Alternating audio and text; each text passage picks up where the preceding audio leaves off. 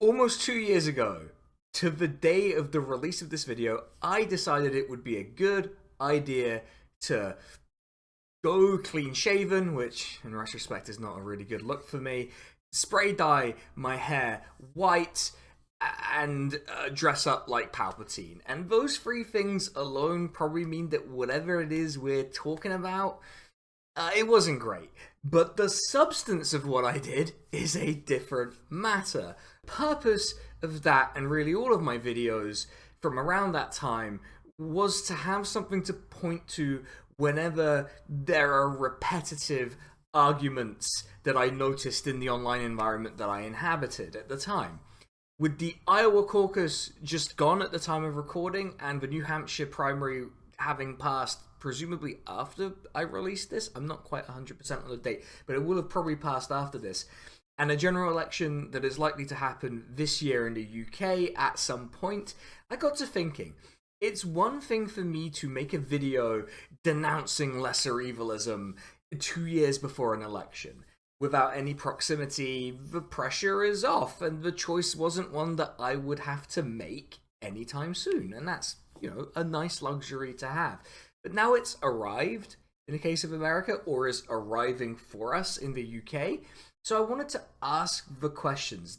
Does my old video stand up now? What would I do differently if it was made today, and whether I was right? Consider this kind of like a response video to myself, and a second edition of that video, with the likely matchup in both elections being Joe Biden versus Donald Trump in America, or Rishi Sunak versus Keir Starmer in the UK. We're left with some pretty underwhelming choices. I think it's fair to say that these are not the exciting choices that we wish we had, but we do also have two different situations there. We have one with an incumbent Conservative Party, and the other with, okay, the Democrats are still pretty conservative, but at least they're like nominally a centre-left party. Maybe a little bit. With the choices on offer feeling underwhelming, we're seeing more and more people on social media insist that to not support Biden or Starmer is to in effect support their opponent because of, issues that while they might be important, are they really worth letting Donald Trump or the Tories into government again? To these partisans for mediocrity, the thesis statement is often, it's not so bad. The Conservatives will be worse. And instinctively, I want to believe them. I hate the Tory party, and I hate Donald Trump. So why am I here sounding like I'm about to do a victory lap about how right I was the last time I did a video like this? I'm not going to spoil it right now, and I'm not going to get ahead of myself because the video is being made in two spirits. One is a sincere spirit of self-reflection. It's a new year, kind of new me. Well, not really, but like we can pretend that it's a new me. I feel as if, though, in seriousness, that I've become better at my argumentation in these videos, and I want to learn how to present these cases more persuasively. And looking back at something I still, at least superficially, believe to be true, is going to be a good exercise for everyone. And I hope you enjoy it as well. The other is that I want to think about what's happened since that video was released, and the inevitable changes in the way that I think over that period of time, what that all means for what I think was right, and what it is that I'd wished I'd said before in hindsight. Before we get really into it though, I just want to say, if you're enjoying the video so far, if you enjoyed my videos before, like, subscribe. Honestly, it is the best way to help the channel grow. I really do appreciate your comments. You're about to see how much I appreciate your comments in a second.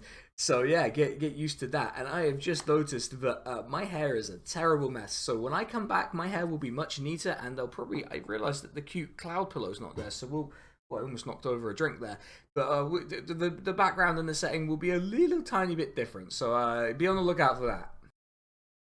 Yeah, that's a bit better. And before anyone asks, yes, I am wearing the Slipknot shirt because of Iowa and the Iowa Caucus. That is why the Slipknot shirt is there. I want to put some cards on the table.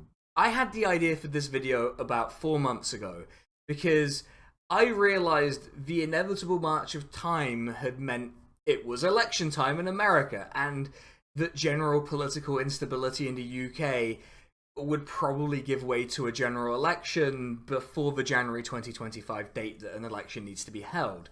So why not revisit the topic with the heat of elections close by? Then, out of the heat depth that my videos typically enter after about 3 or 4 days, which, you know, doesn't feel great to say out loud, but it is nonetheless true. I got a comment on a video where I decided to dress up like Palpatine, and it was a pretty long comment, which is good.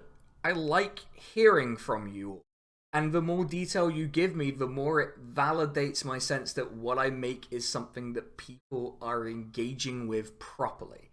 The thing is, the comment was critical, and that's okay. I just want to be very clear that it's okay to be critical of me and my videos. I welcome the scrutiny. I thought about writing a long reply to this person, but knowing that this was going to happen, it felt more appropriate to respond here, since I'm acting in the spirit of self-reflection. The reply itself is a mixture, and it requires me to reply to different points raised in different ways, and because of the way this person began their reply, I have to get a little personal here, which I don't like doing, but I have to. So if you don't want to see me get into a whole bunch of bullshit, there's timestamps on the video. You can skip to me responding to myself or anywhere else you like. I completely understand if you don't want, if this is not your bag. I get it, okay?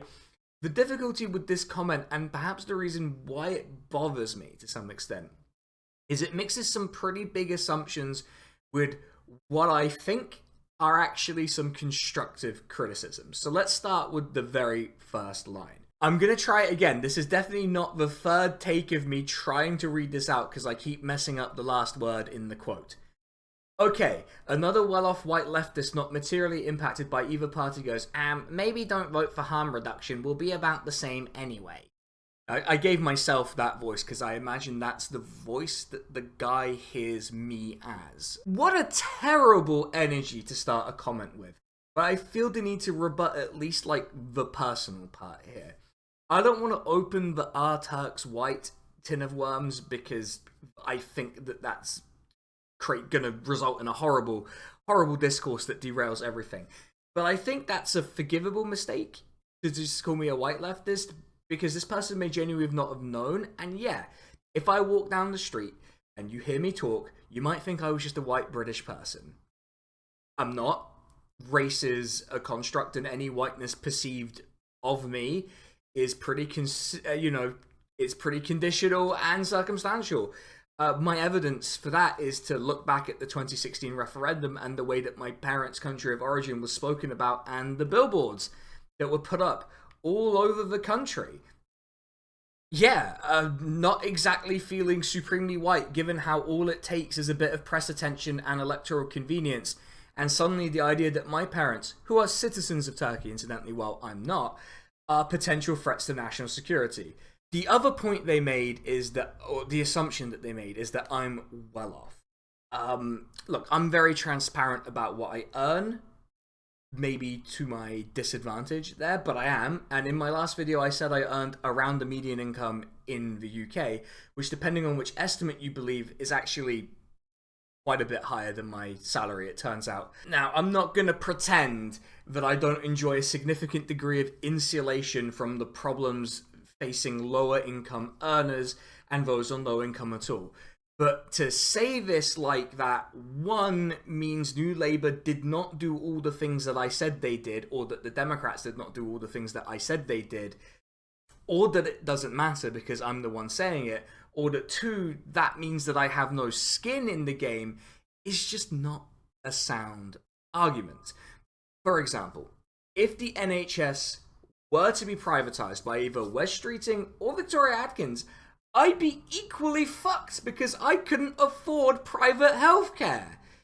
Now, I'm not saying that Labour or the Conservatives are gonna go immediately to a payment model for the NHS, but given the direction of travel and because of the way that the lesser evil argument itself has developed over time, or at least how I believe it's developed, and you can judge for yourselves whether I made that case persuasively enough, then I actually do have quite a bit of skin in the game, it turns out, because even if I was white and well off, I wouldn't be immune to becoming ill or having some kind of accident happen to me, would I? It turns out I have some skin in the game, and I do talk about the importance of universalist thinking in the last video I did. If you want that rant, go there.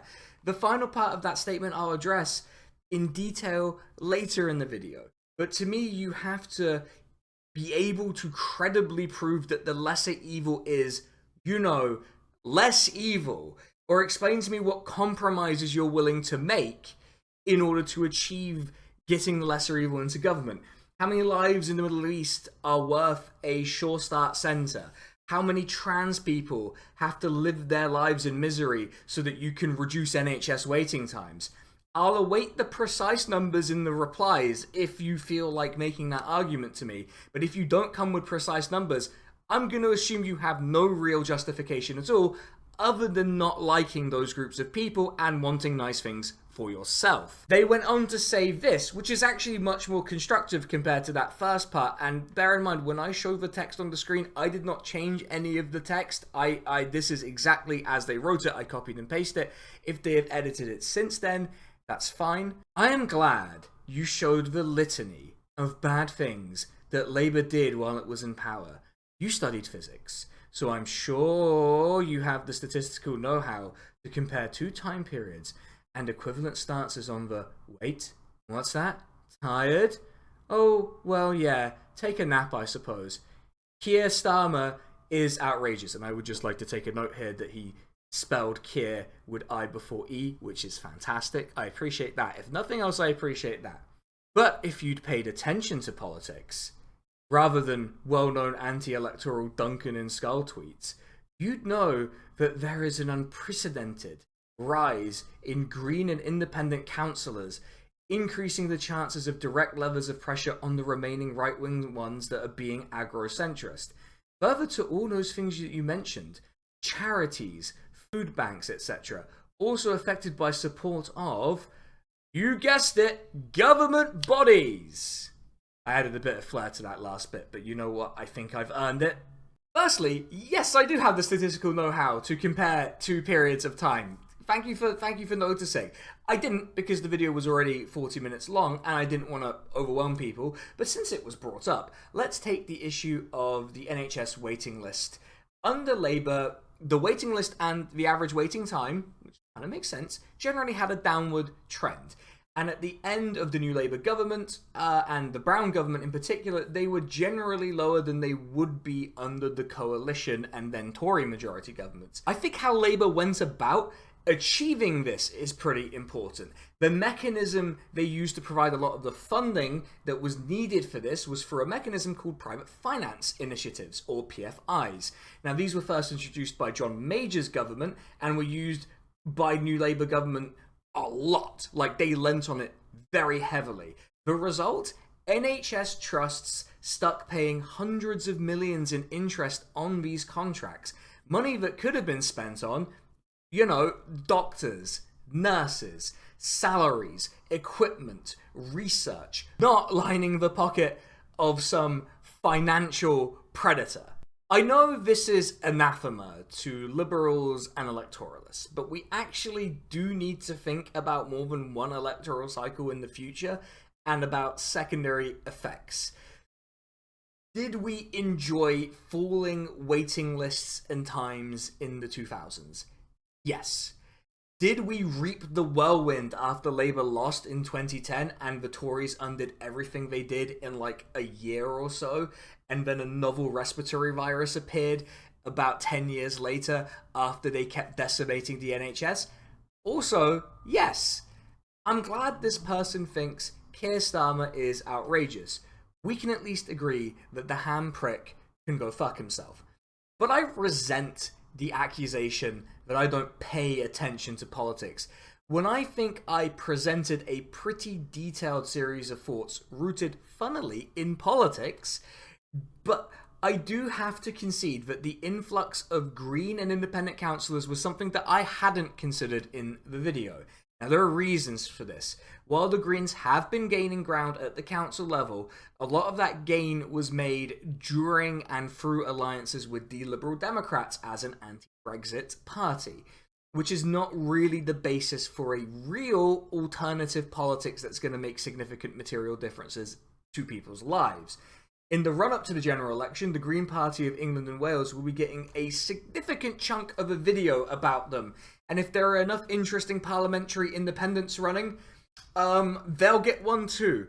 But for now, if you think voting Green is choosing no evil, or voting for an independent at council level is choosing no evil, and can put pressure on Labour or the Tories or whomever, I'm not here to stop you.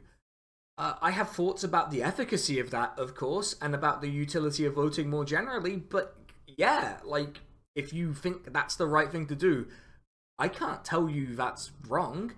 It's something that needed to be addressed, and I didn't because I had tunnel vision on the Labour Party and the Democrats, and I can concede that point at least.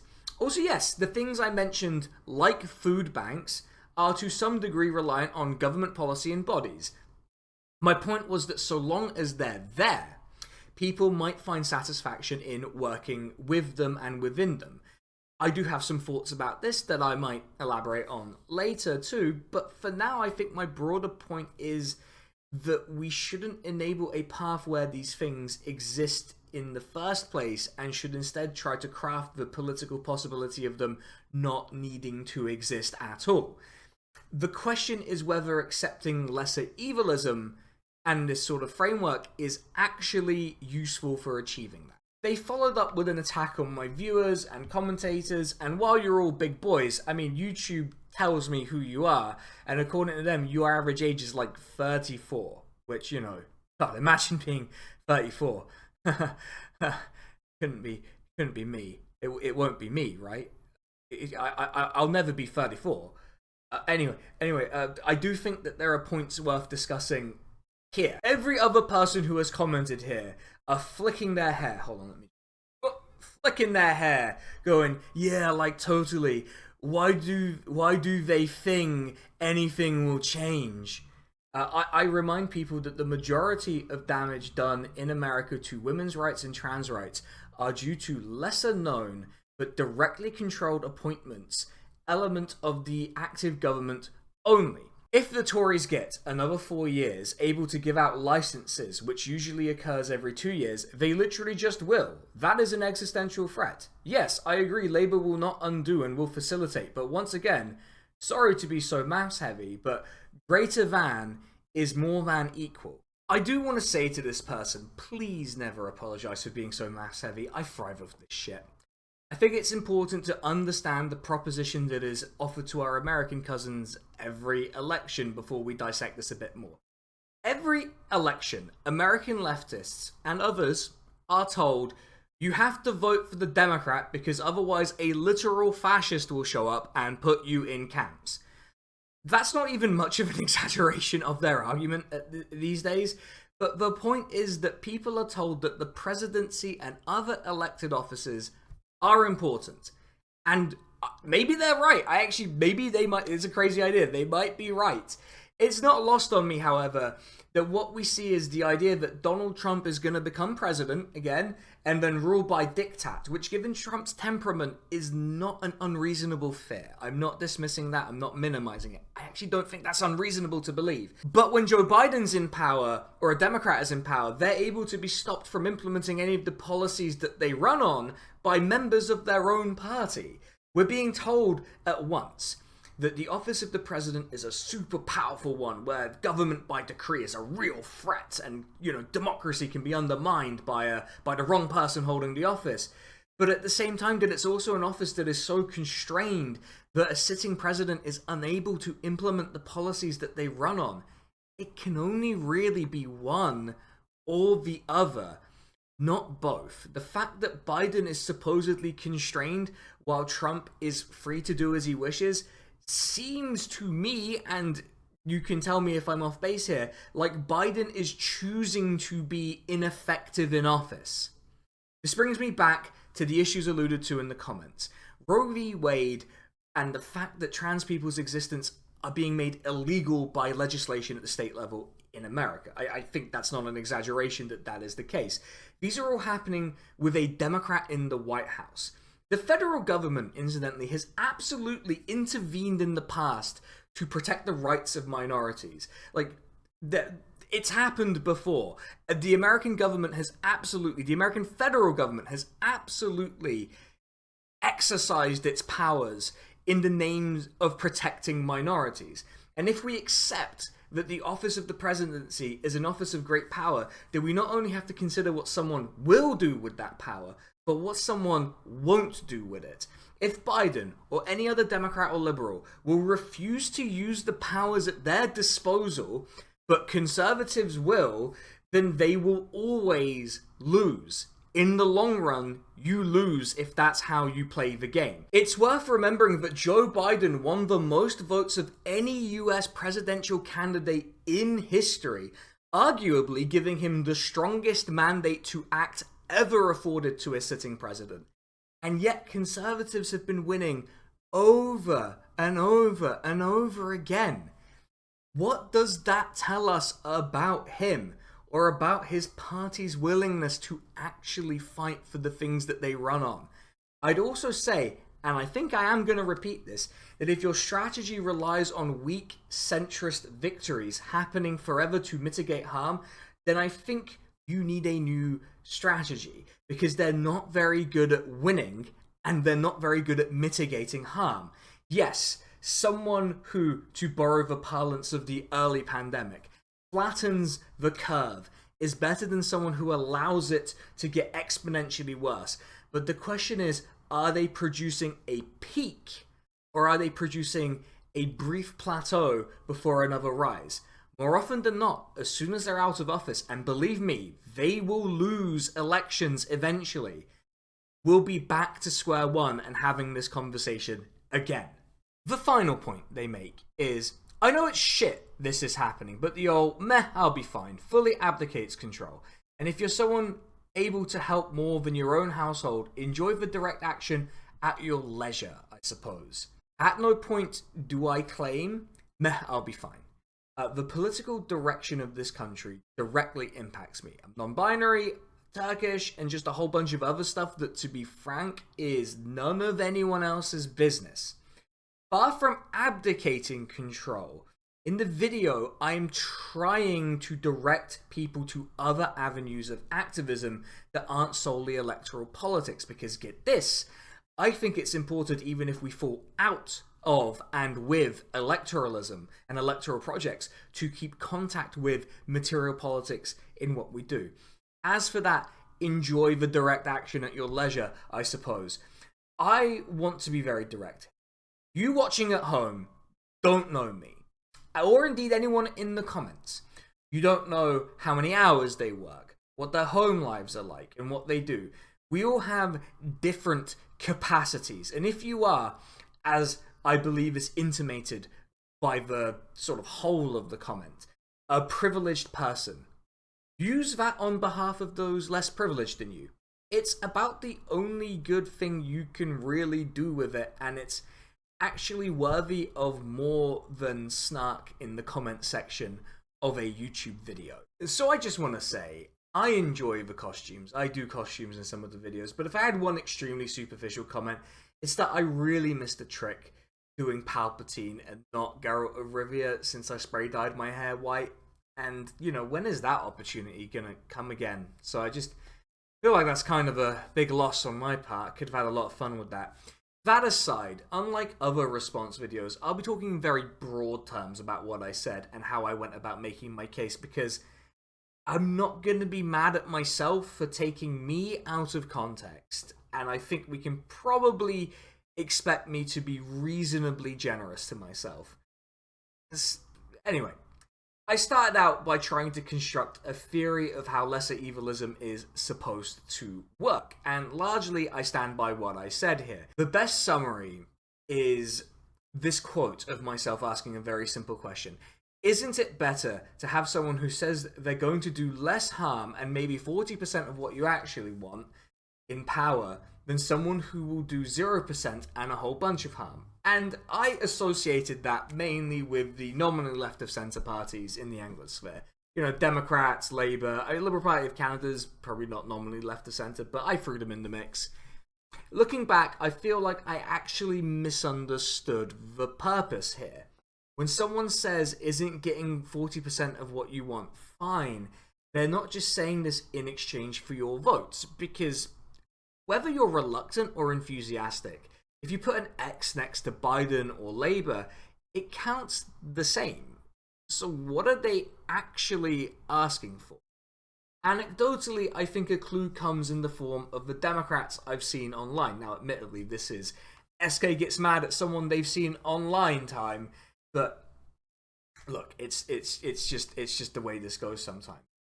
But these Democrats, upon seeing an LGBTQ plus person saying they don't like Biden, not that they're not going to vote for Biden, but that they don't like Biden, they come along and they say something along the lines of, I hope you enjoy the camps when Trump wins.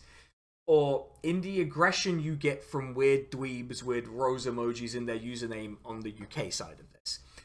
They're not solely acting like this because they think their chances of victory are fragile. I mean, in the case of Biden, I do kind of understand this more than in the case of Starmer, but still, what they're after is that you stop talking about their preferred candidate or party in negative terms. The received wisdom about leftists in the UK is that we all live in big cities that vote Labour anyway, so our votes couldn't possibly be decisive in an election. And if the polls are correct, at least that part might be borne out. In essence, what they're actually after and actually demanding is your silence, and the fact that injustices will keep happening no matter who's in power is not a point to be furious about and to advocate against, but to just sort of accept as part of the background. It's going to strike you as dramatic, and I think this is a thought that's worth elaborating on later, so I'll try and make sure that I do.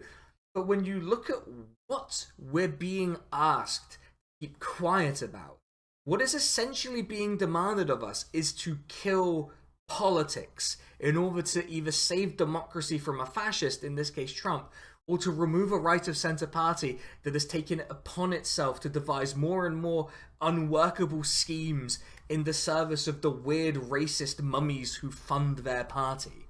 Really, I think I was too light on that section, and part of the reason was because I wanted to keep it simple, but I think that meant I didn't grasp the scale of the demand that came with the lesser evil bargain. Another thing that I didn't do in that first section that I perhaps should have done is made a distinction between the two groups that I'd encountered by that point. And this is by no means comprehensive, but I should have drawn a distinction between people like the commenter who I responded to earlier, who seem to be sincere advocates and understanders of harm reduction, who think that engaging with these deeply flawed politicians is a path to achieve that, and the actual partisan devotees of these people, or the ideological projects that they represent. The existence of these two groups matter because whether or not they like each other, they have found themselves aligned and are trying to push the same theory of change onto us, but with different intentions. And maybe I've matured a little bit, but I don't think that lumping them together and flattening their motivations and only really talking about what the offer means to a vaguely defined us is really as informative as I would have liked it to be. Or at least I do that differently, because the doctrine of lesser evilism offers something to the compromisers and the ones that I will call compromised. Sorry, that was a bit of an unfair dig on my part. I only said I'd matured a little, not a lot. I just think that there would have been value in comparing what they both get from this arrangement, and not acknowledging this distinction actually leaked into another weakness of the video, which was that the main section where I asked the question of whether this tactic had worked, in that section I almost completely focused on the new Labour government because that's what I was familiar with mainly, and a little bit on Joe Biden. And I don't think the factual basis of what I said is in question, and I stand by it. New Labour Home Secretary Charles Clarke really did suggest publishing the names of 10-year-olds who'd been given ASBOs, which are a civil order that could impose prohibitions on a person's general life as part of a general moral panic about youth that I'm sure wouldn't have ruined anyone's life. And Joe Biden really was also keeping kids in cages like Donald Trump was. If I stand by the factual basis, what do I think I was doing wrong? I missed the entire fucking point of what this section should really have been about. I described accurately that the lesser evil strategy doesn't work because of its results, when I should have been more focused on a point that I hinted at and didn't follow, which was to describe this strategy as mandating that there is a tolerable level of evil. That's actually, when you say it out loud, quite an astonishing thing to say that people believe, and yet it's there. When you confront someone who believes these things about what the right level of evil is, it's usually a little less than when the question was asked. And the fact that it's so fluid tells you about why the general direction over the past quarter century and longer has almost without exception been to become more right-wing. What centrists, and particularly centre-left governments, offer is to handle the state of affairs more efficiently, and they always inherit a state of affairs that includes really rancid policies from the centre-right or right-wing led governments. I'm borrowing this framework from an Innuendo Studios video about what he calls didoing, but that describes a level of unfairness that is perceived as being tolerable. But this is essentially the way that lesser evil advocates play the game, right? That the imperfect governments of the centre-left will continue to do these awful policies, both domestic and foreign, but that they'll be tolerable. And how do they define tolerable? The answer is, as long as it doesn't affect them personally or anyone they consider to be important. That is an important observation that was missing. One thing I'm proud to say I got right in response to that annoying video of that person, you're not gonna know who I mean. I'll throw in a clip of the person. I mean this person here. Listen, kiddo, I get it. I don't like the two-party system. I think our country's corrupt, and quite frankly, I don't want to vote for Biden. It feels like voting for a Republican. But I'm gonna do it. You want to know why? Because the alternative is a fucking fascist. A fascist is a fascist. Maybe we can have the conversation about dismantling the two-party system when a fascist isn't running. Maybe we can do that later, kiddo. Champ. Chief. Maybe we can talk about it later. Where I predicted that in 2024, whoever the Republicans nominated would miraculously be a fascist, and that people would have to fall in line again. Well, guess who was right? Okay, I'm getting ahead of myself. I'm doing the victory lap early. But I did want to make 2 points here. One, if you believe that the only way to maintain a tolerable level of evil is that the centre-left party has to win every election forever, then you've adopted a strategy that is doomed to failure despite, for example, the Republican Party having some quite structural problems, and long-term ones too, given how much of its vote comes from white people. Centre-left parties are not good at winning elections, particularly in the 21st century. So if you believe this, you're claiming that fascists are going to come to power by democratic means. And we're just kind of sitting there, scolding people. I mean, I'm just sitting here, but my point is not that you need to vote for Labour or the Democrats, but that you need to find alternative ways of building power. Also, as an aside, if your idea is that the centre-left party must win forever to maintain a tolerable level of evil, maybe you're just kind of evil. Maybe you are. Are you evil? I think if you're saying there's a tolerable level of it, then maybe you are. My second point. Maybe this is a video topic all on its own, but I rather dismiss this in a way that I think conveyed the idea that I think voting has no utility. I want to put it on the record and to be clear about it. I think voting is a tool, and that investment in electoral projects is something we can pick up and put down as it becomes useful to us, or not useful to us as the case may be. I do, as an aside, believe that voting can potentially have anti-fascist utility, given that fascists don't really care about the means by which they come to power, but that it requires that there be a legitimate, viable anti-fascist option available. My final point of response to myself is that I didn't really explore lesser evilism as a political project designed to lock us into a rightward march, and how that really sort of comes together and works. If you wanted the short answer that's kind of me firing from the hip, the existence of this pressure that comes from a right-wing party that can just surge rightwards until the public or the press get bored of it, is that, and I'm kind of sorry to say this, but this is kind of true, a centre-left political party would be kind of stupid not to look at those alienated conservatives and think that there's some ability to score a big win by pulling them into their coalition. Now, the reality is that this doesn't work for the centre-left, but on the surface, I completely understand why you'd want to move into that vacuum if you didn't have to care about the results of your policy because, hey, look, these other guys are so much worse, and you just have this section of the electorate that has to turn out for you under your own logic.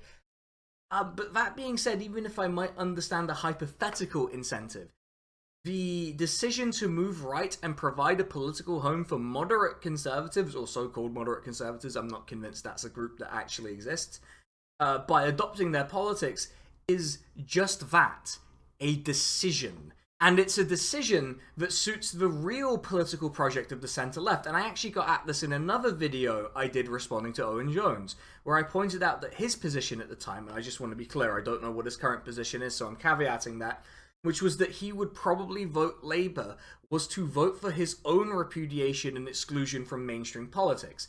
That's the project being served by lesser evilism in a nutshell, to make the centre-left the only game in town electorally, therefore leaving the rest of us at the mercy of their horrible political instincts, which I find unacceptable given the well-documented results of their political project, some of which are unfolding to deadly effect right now in places like Gaza and Yemen. But one last bit of responding to myself, and I promise this is the very, very, very last bit I want to do, is just tackling my conclusions and my section on choosing neither evil. I gave examples of things you could do as an alternative, and I have to confess that looking back, these look like boilerplate things that everyone was saying in the environment I inhabited at the time. That doesn't mean that things like working in your trade union, organising your workplace, volunteering, renters unions, all of these things, doesn't mean they're not worth your time, or that I don't stand by people doing those things. It's just that a lot of that section felt like a complaint rather than an analysis. I probably could have stood to substantiate the idea that whether red or blue are political enemies, and as I did here by responding to myself, I think I did this. I could have done this by speaking more about the substance of their political projects that oppose us. Admittedly, some of that came in videos I did later in response to specific events, but really it was an oversight on my part by a combination of just kind of not being as good at this as I am now, that's just the truth, and a tiny bit of really wanting to grandstand and assuming you'd all know what my working was to get my conclusions, which you'd think I would have learned, by now. You need to show your working. You don't get credit for partial answers, I guess. With the direct responses out of the way, I need to answer the big question that proximity to an election naturally brings up. Was I wrong? I want to provide an honest assessment. Does that mean reconsidering the arguments made by lesser evil advocates? No, it doesn't mean that at all. I think that case is very clear and easy to understand. The interesting questions to me that are relevant as to whether I was right or wrong are: 1, has the gap between the lesser and greater evil become large enough that now we believe that it's worth actually reconsidering a position of washing our hands of it? 2, have the lesser evils actually demonstrably become less evil than their counterparts, or become less evil in absolute terms, and do they represent credible opportunities to turn away from evil at all? 3, who and what are we sacrificing if we fall in line? I've perhaps tipped my hand with those questions, but I do think incumbent Biden and challenger Starmer provide an interesting set of case studies to think about. 2 years ago, without an election close by, I thought this was easy, and it would be even easier to dismiss the inevitable "the other candidate is a fascist" comment. But when you look at the stuff that Trump's saying, like this, media has been focused on this and attacking you. Under no circumstances, you are promising America tonight you would never abuse power as retribution against anybody. Except for day one. Except Look, for? he's going crazy. Except for day one. Meaning? I want to close the border, and I want to drill. He says, you're not going to be a dictator, are you? I said, no, no, no, other than day one. We're closing the border, and we're drilling, drilling, drilling. After that, I'm not a dictator. It's hard not to look at that and say, wow, the greater evil is certainly getting greater, and I'm not shy about saying that. Trump is not joking there. His political instincts in the past corroborate that. I think that any hopes of the courts intervening and keeping him off the ballot are severely misplaced, and I want to be very clear. Trump is not acceptable, and any accelerationists or people who think he's joking when he's saying stuff like this are playing a dangerous game. On the UK side of it, the previous media darling Boris Johnson went down in a series of scandals which very conveniently became scandals despite the instigating event being public knowledge published in the Times in June 2020. Perhaps there's some commentary I'd like to do about that another time, but understand that Boris Johnson is gone. But then we had Liz Truss, who I did my most successful video ever about, which I have mixed feelings about, okay? Then we ended up with Rishi Sunak, and Sunak is reputationally something of a moderate. Certainly members of the press act as if the difference between him and Starmer is one that wouldn't spook the markets or really herald any economic difference. And I think now we have essentially two parties sort of I think business can live with, and will probably be far less consequential an election than everywhere else. Right. Which is a concern in itself, given that the Tories are totally detached from reality. The Tories have run out of road. Their ideological project, started in the 2010s, has run out of steam, and all that's really left is triggering libs. And the now former Home Secretary ginning up the far right to get them to attack pro-Palestine protests. You see how hollow their project has become when Rishi Sunak has to stand behind a lectern with stop the boats on it like the gormless twat he is. Now, the Tories have always had a convenient arm's length relationship with fascism and fascists and those who do violence on the streets. It's important to consider that there aren't really consequences for this. I've seen a credible claim, and look, I'm not saying anything specific, but I've seen a credible claim from someone I trust that there is currently a member of the Tory party's parliamentary party that has connections with the BNP, which is a far-right, like, scientific racist party that was a blight on the UK's political landscape and whose policies are now pretty much the mainstream, so that's pretty fucking cool, I guess. I would not be surprised if in the course of the election this came out or was picked up on by the press, since they've decided it's now Labour's turn to win. Taking America and Britain as separate systems, because they are separate systems, I think it's reasonable to suggest that their respective right-wing parties decided that pushing further right is really the only thing they want to do. I mean, Liz Truss alone was an intriguing experiment. Let's suppose that the greater evil has either become more evil or at least has become more clear in its evil. The gap should have become larger, right? Well, allow me to offer you two nicknames for your consideration. Genocide Joe and Sir Keir Starmer. And you might be about to say that those are two very unfair appellations, that Joe Biden has no meaningful impact on whether Israel engages in genocide against the Palestinians, and that Keir Starmer hasn't got into office yet, so how could he possibly have starved any kids? Here's the trick. In both of those cases, they actually do have quite significant influence over how these things are perceived, and in the case of Biden, he actually has quite a lot of power.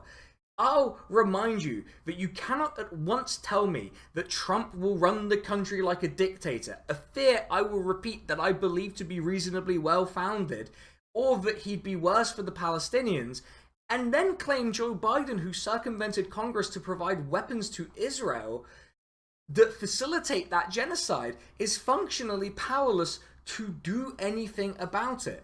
Would Keir Starmer and the Labour Party, a lot of people will say, oh, well, they're the opposition against the majority government. What can they really do? To which I would counter that defeats have been inflicted on majority governments when controversy has been generated about policies.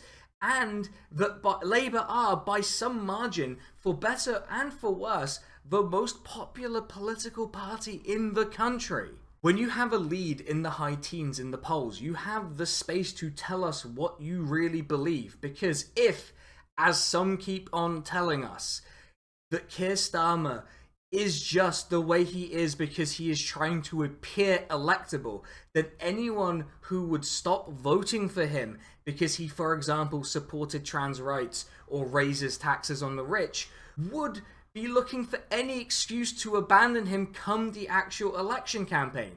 The people who they're desperate to keep in their column are fair weather friends. And while I do strongly believe that Labour will command a majority after the next election, they're making their coalition unnecessarily disparate, and that lead looks softer than it really needs to look. Yeah, hey everyone, it is suddenly dark, and it is later. I got interrupted mid-recording by people wanting to play board games and my own streams, so we're just gonna have to live with it for now, and just to move past it. Both of these positions represent retreats from previously stated policy. So in the case of Labour, as they've gained more of a lead and more political capital, they've actually become more right-wing. And it's tempting to put this down to skittishness about the nature of their lead, but as I said, they've kind of done that to themselves. They've become worse, tracking the Tories on their descent through the Johnson Truss Sunak hellscape. And I think that using their own political capital to punch left and at minorities tells us about these people. Never mind Starmer's own aping of Biden's pro-genocide position. A siege is appropriate? Cutting off power, cutting off water? Well, I think that Israel does have that right. It is an ongoing situation. I, to an extent, understand the skittishness from Biden supporters because the numbers do not look great, and America is a country where the loser can win. Or there can be judicial coups. And Biden is not exactly doing very well at the moment. In a narrow election, I can almost see what people are saying, except I can't get past what that means. In the video I was responding to, I made the point that following the logic hasn't led to a general repudiation of evil, but all of us are getting more and more immersed in it. And in my view, we've reached the natural conclusion of that. Americans are now being told that the candidate who used their political capital and power to continue arming a genocidal ethno-state is the lesser evil, and that objecting to him is wanting the racist rodeo clown to win. If we're saying that, then we have to acknowledge that the lesser evil strategy, such that it is a strategy, has led us to Genocide Joe and Sir Keir Starmer. To me, if supporting a genocide and being unwilling to do anything about attacks on the rights of minorities are not justification for withholding your vote, doing something else or supporting another party, then I don't know what would ever be a justification. By submitting to what is essentially a hostage situation, we're throwing so many people under the bus. And that fundamental fact remains unchanged. And I think if you believe that's a price worth paying, you need to be made to explain which groups you think are worth sacrificing.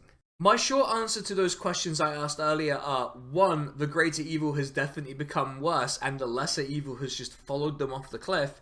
2, by following them off that cliff, any credible argument that they represent a long-term chance to reverse the evils being inflicted is very hard to take seriously.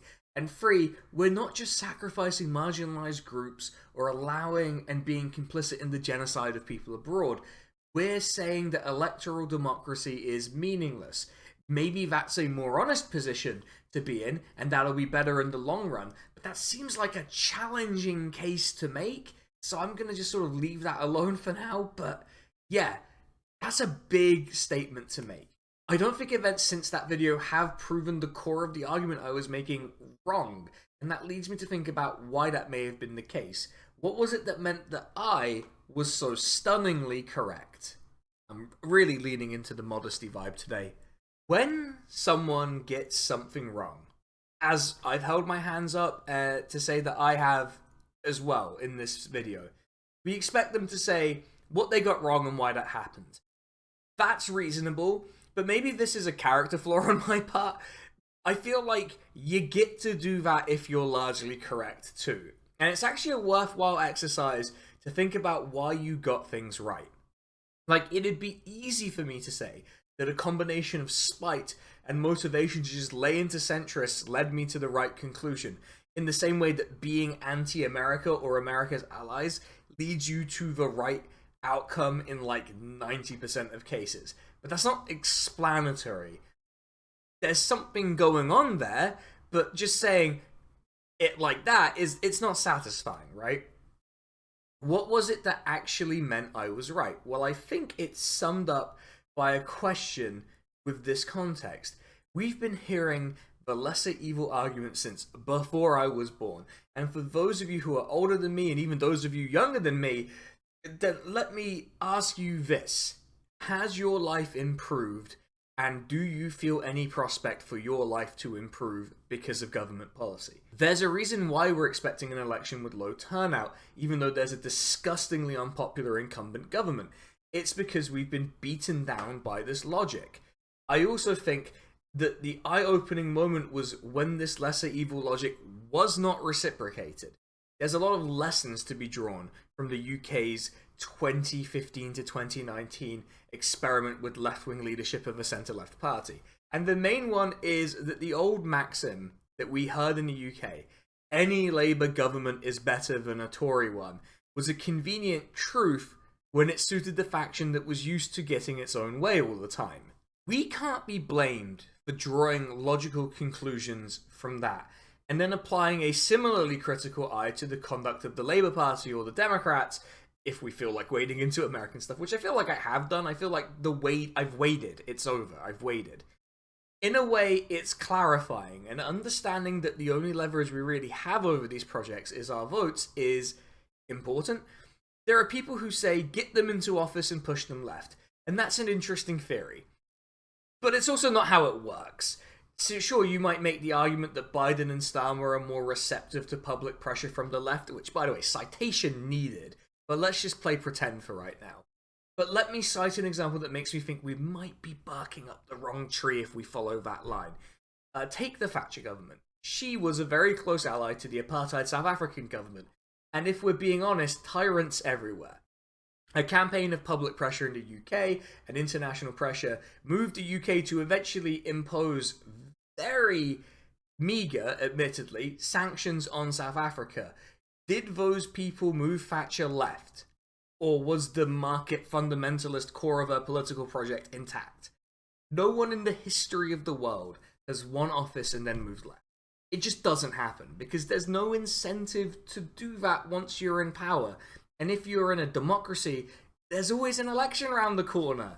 And would you look at that? Now my electoral coalition contains Middle Englander racists, so I guess I need to keep them on side. I mean, just look at Joe Biden. Yes, he's had some very memorable moments where he's, said the right thing. But that's more because he's an ancient Democrat, a rare positive of his age, I suppose. Understanding that the idea of pushing them left was not the right way to invest ourselves meant that I was inclined to be skeptical of a strategy that accepted that it was necessary to put these people into office. There are specific objections that I have to Biden and Starmer, or just anyone really, but the generalized case, I think, is still pretty sound. They won't be moved left. The cause of their projects will be preserved, and yes, there can be big victories won over them, but that's just it. You need to think of them as opponents and not as people in our camp. That's why, even with the proximity of the elections, I stand by what I said. The choice is bad. The choice is getting worse. And frankly, I think the people who insist It's only been an eternity of liberal democratic history. Give it one more try. Are the ones who actually need to explain themselves more seriously to us. It's not my job to present a case for them. And it's not our job to tell them how to get what they want, especially because as it stands, they're very likely to get it anyway in the UK, and I reckon there's a pretty decent chance Biden will get it in the US. That being said, if they drop this notion of pushing people left and simply said, okay, Biden and Starmer, they suck, and they're dickheads who are doing genocide, but there's a history of public pressure winning against the ideological wishes of the government and state, and we think it will be easier to do it with those two at the helm than Trump and Sunak, that's still not a tremendously persuasive argument to me, but it's an argument that you do have to kind of like stop and think about and at least take a little bit seriously. It's not persuasive coming from them, to be clear, because this is an understanding of politics that requires building power external to parliaments and Congress and the political parties themselves. And it's the kind of people who push this argument who are typically constitutionally opposed to that kind of action because their politics at its core is just aesthetics, who feel soothed by the right party being in power. I think back to that negative comment that I addressed, claiming my argument was abdication. No! Conceding to this precise logic is the real abdication.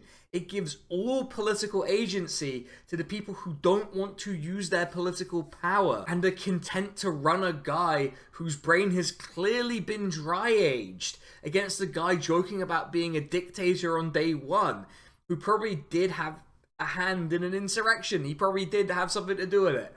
To the people who feel that way about this, I implore you, look at the argument that I constructed for you just then and the things that it'd need to be viable.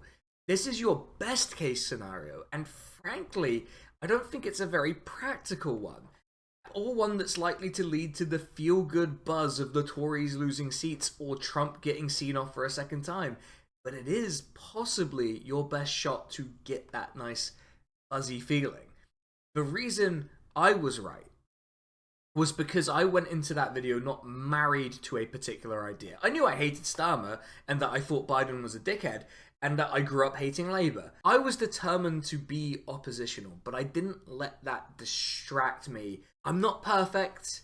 I do think there were oversights, and I don't like to do victory laps. But look at Biden and Starmer and tell me, do you really think what I said before was wrong?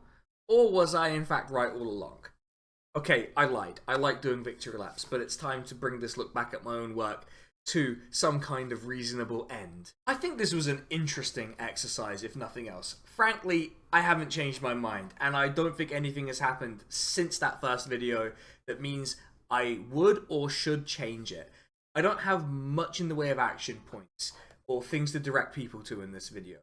I do have a planned series of videos on the general election that will go into more specific thoughts about things like the Green Party. For now, I think it's safe to say that Genocide Joe and Sir Keir Starmer have not provided compelling evidence that lesser evil has worked or will work in the future.